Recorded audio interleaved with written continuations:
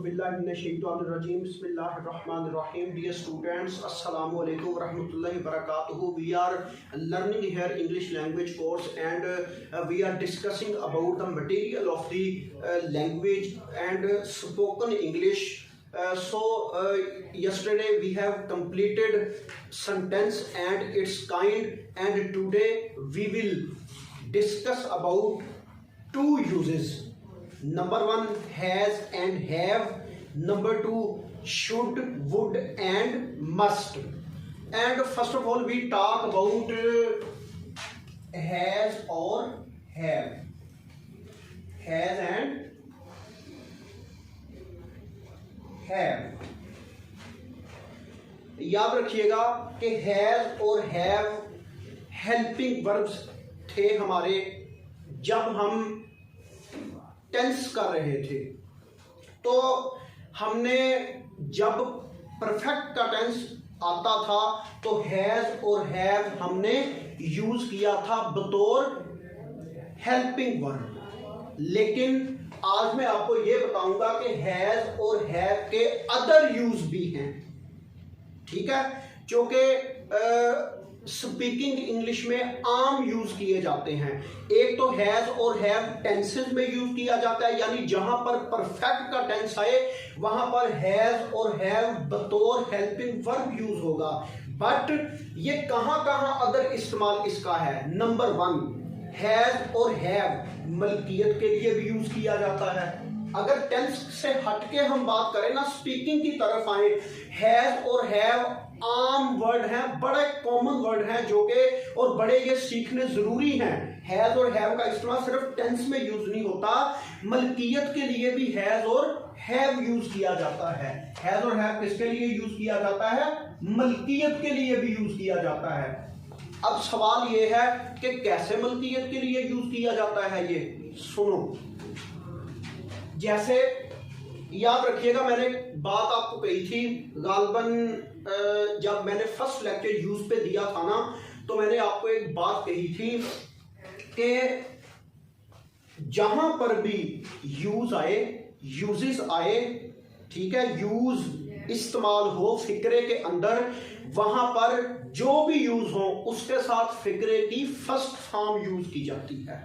Okay, verb की कौन सी form use की जाती है?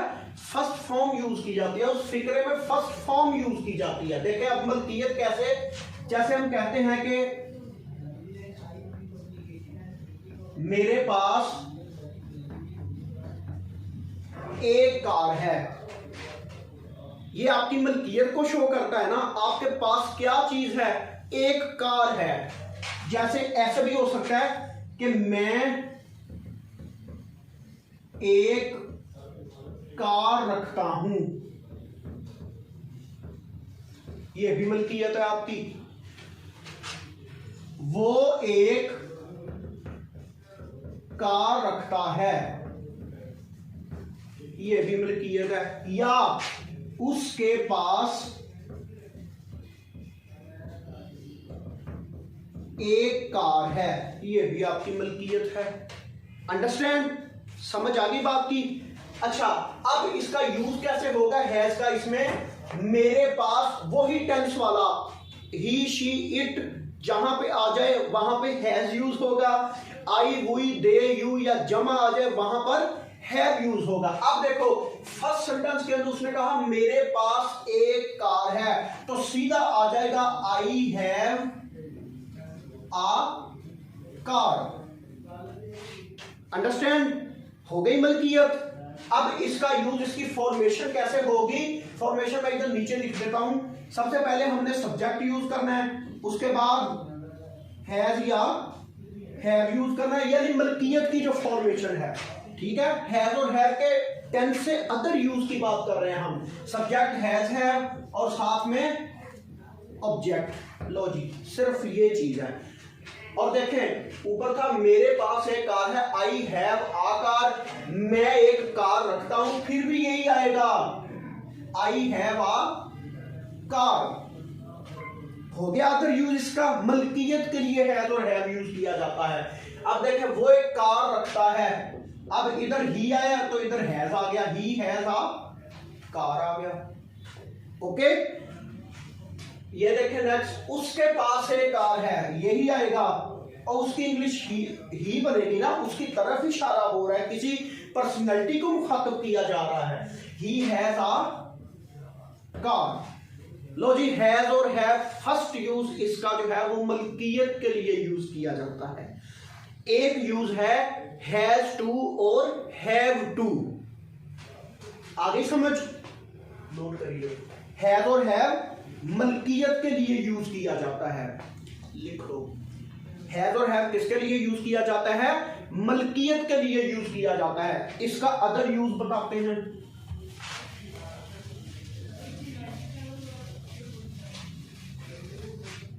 ये जो आज का लेक्चर है ये मोस्ट इंपोर्टेंट है for the speaking English. Has और हैव एक आ जाता है जी हैज टू और हैव टू, ये अलग यूज है। हैव टू और हैज टू एक अलग, अब इसके साथ टू इस्तेमाल हो गया है, ये भी टेंस से अलग है। देखें, ये यूज किया जाता है यानी ये किसी मजबूरी को शो करता है। मजबूरी को क्या करता है? शो करता है या जाहिर करता है। अब आप सवाल ये है कि मजबूरी को कैसे जाहिर करता है। मैं एग्जांपल देता हूं। फॉर एग्जांपल मैं कहता हूं मुझे लाहौर जाना है, तो इसमें मजबूरी का शो हो रहा है ना। अगर आ जाए मुझे लाहौर जाना पड़ता है, फिर तो सीधी सीधी मजबूरी है। ठीक है, मुझे लाहौर जाना पड़ता है, मुझे लाहौर जाना पड़ता है, ये आप मजबूरी को शो हो रहा है ना, पड़ता है, मुझे लाहौर जाना पड़ता है या मुझे लाहौर जाना है, और ये मजबूरी को शो करता है ना, तो आएगा आई के साथ हैव टू इस्तेमाल होगा ना। I have to go to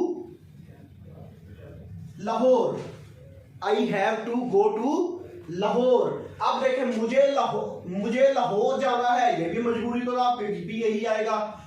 I have to go to Lahore, यानी जहां भी मजबूरी का जिक्र आए, पड़ता है, पड़ती है, पढ़ते हैं, या वैसे मजबूरी ज़ाहिर हो तो वहां पर यूज इस्तेमाल होगा हैज टू और हैव टू।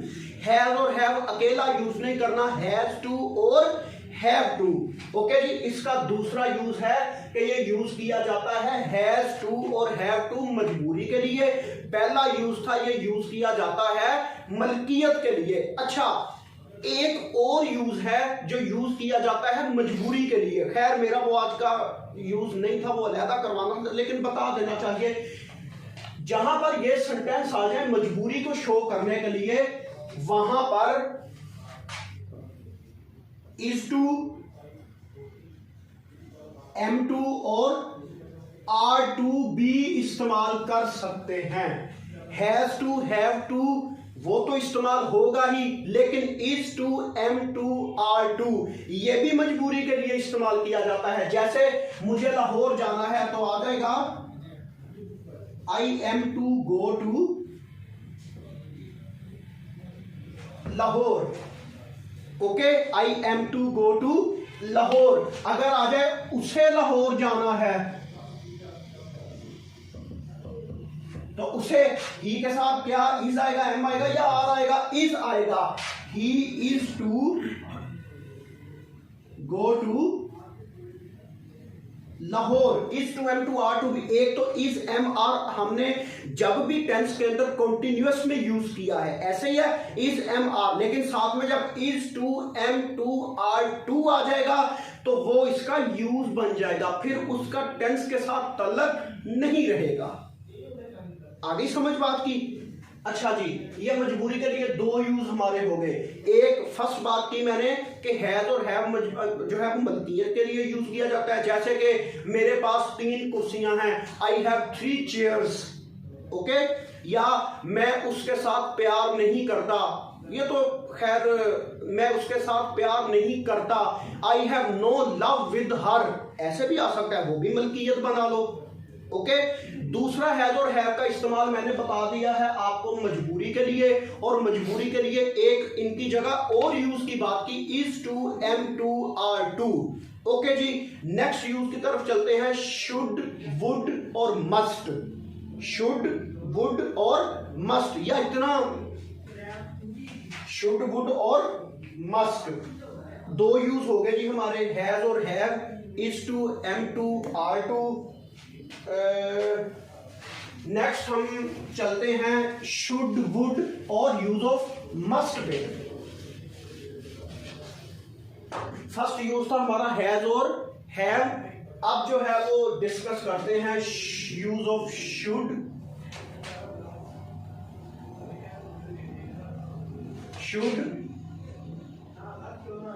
वुड और मस्ट। जरा समझ लीजिएगा, शुड का मतलब क्या होता है, चाहिए, और वुड का मतलब क्या होता है, चाहिए। लेकिन ये मस्ट का मतलब क्या होता है, चाहिए। अच्छा, ये तीनों का जो है वो मीनिंग अगर देखें, यानी लफ्जी मतलब तो एक ही होगा, शुड का भी चाहिए, वुड का भी चाहिए, मस्ट का भी चाहिए, लेकिन इनका अलग अलग यूज है। डिफरेंशिएट तो हमने इनको करना ही करना है, ठीक है ना। डिफरेंस तो पता चले कि शुड, वुड। अब देखें, जो शुड है ना वो यूज होता है कि कोई काम आप करना चाहिए आपको, यानी मुझे, देखो, मुझे स्कूल जाना चाहिए, तो यूज होगा I should go to school. I should go to school. देखिए, उसे इंग्लिश सीखनी चाहिए, उसे इंग्लिश सीखनी चाहिए, तो क्या आएगा, he should learn English. He should learn English. वैसे अगर चाहिए आ जाए तो हम शुड यूज कर सकते हैं, लेकिन अगर आपने वुड यूज करना हो तो वुड यूज होगा इखलाकी फर्ज जब आ जाए किसी चीज का, इखलाकी फर्ज के लिए वुड यूज होगा। वुड गा, गी, गे के लिए भी यूज किया जाता है। मैंने क्यों नहीं गा, गी, गे यूज किया, इसलिए यूज नहीं किया क्योंकि आपको फ्यूचर का जो टेंस है ना और वुड, उसमें थोड़ी सी ना मिक्सअप हो जाएगा, आपको समझ नहीं आएगी, ठीक है। इसलिए वुड का इस्तेमाल कहां यूज करना है आपने, जब इखलाकी फर्ज आ जाए। अब इस इखलाकी फर्ज क्या है, हमें माँ बाप की खिदमत करनी चाहिए, इखलाकी फर्ज है ना। याद रखना, शुड बी यूज करते हैं तो नो प्रॉब्लम, कोई टेंशन नहीं है, लेकिन इखलाकी फर्ज के लिए डिफरेंस हमने तो करना ही करना है ना। इखलाकी फर्ज के लिए क्या यूज होगा, वुड यूज होगा। कैसे कि हमें, ऐसे कर लो, हमें अपने मुल्क की खिदमत करनी चाहिए, हमें अपने मुल्क की खिदमत करनी चाहिए। We would, okay, we would respect our country, we would respect our country, okay. या देखें, ऐसे भी हो सकता है, हम अपने मुल्क की खिदमत करेंगे, we would respect our country, हम अपने माँ बाप की खिदमत करेंगे, we would respect our parents, हम अपने आबाओ अजदाद की खिदमत करेंगे, we would respect our forefathers. Understand, okay. यानी वुड कहां पे यूज किया जाता है, जहां पे इखलाकी फर्ज आ जाए। अच्छा जी, नेक्स्ट है जी हमारे पास use of must. Use of must use किया जाता है जरूरी काम के लिए, ठीक है जी।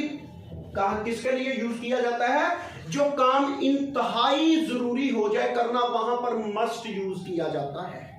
ठीक है। अच्छा, अब देखें, हमें मुल्को कौम की खिदमत करनी चाहिए। अगर इसमें आ जाए हमें जरूर अपने मां बाप की खिदमत करनी चाहिए, तो फिर आएगा, इसमें जरूर आ गया है ना, अब तो आप पे बिल्कुल फर्ज हो चुका है। ठीक है। और याद रखिए, जैसे छोटी क्लासेस को समझाते हैं कि यूज ऑफ मस्ट का इस्तेमाल, कि जहां पर जो है वो काम पर जोर दिया गया हो ना, जोर दिया गया हो, ठीक है, वहां पर मस्ट यूज किया जाता है।